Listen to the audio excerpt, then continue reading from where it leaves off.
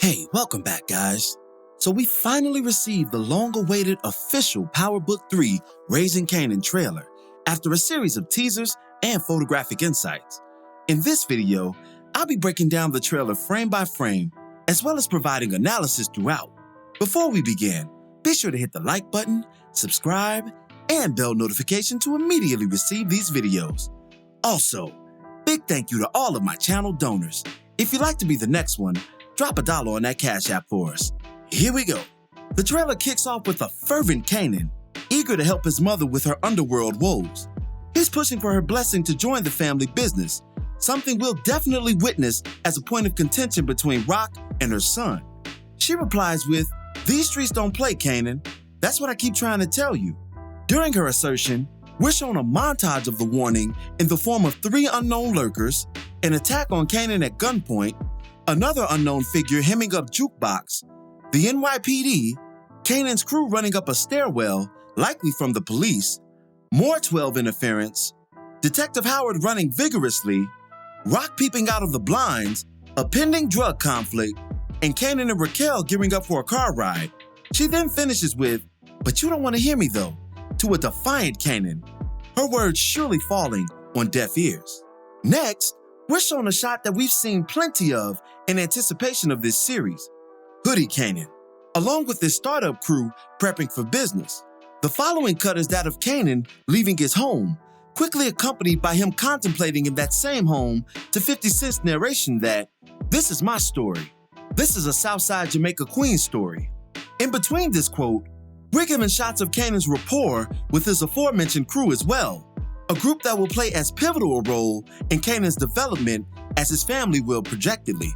After a quick setting placard, we're shown Kanan lamenting to his mother in the car that, quote, "You said you was gonna get me involved," to which she replied, "You pull that trigger, you in it."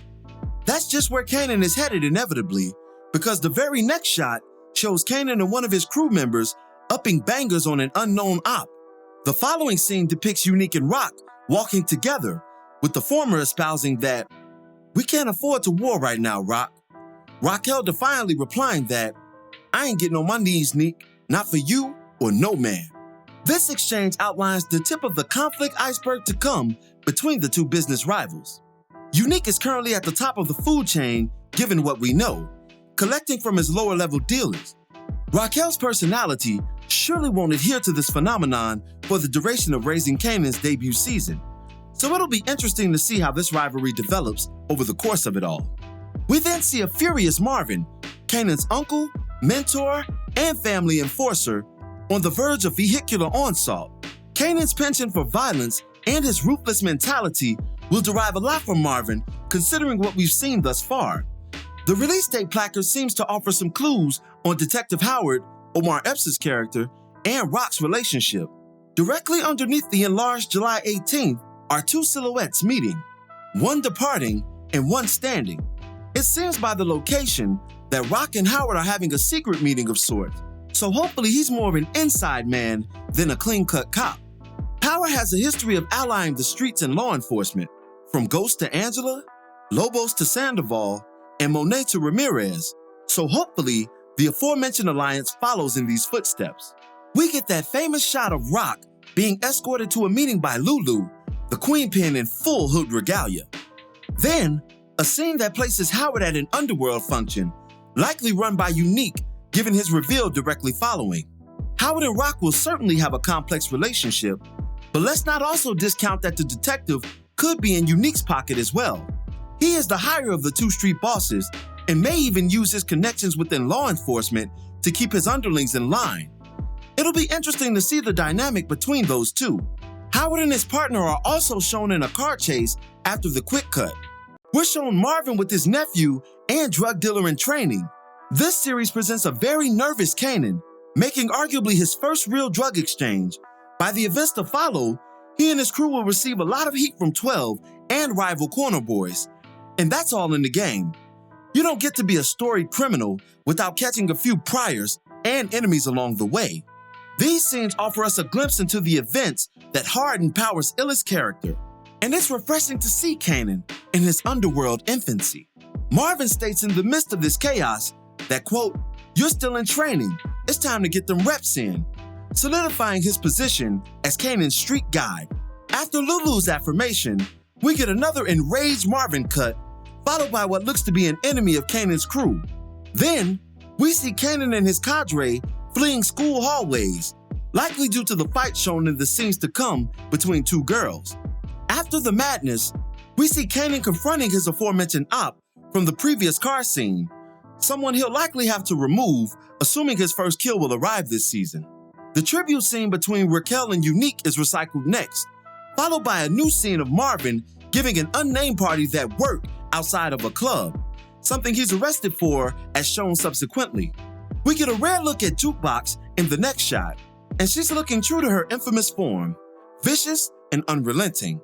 The car crash comes next, another shot we've seen that'll likely outline the family's contentious relationship with law enforcement.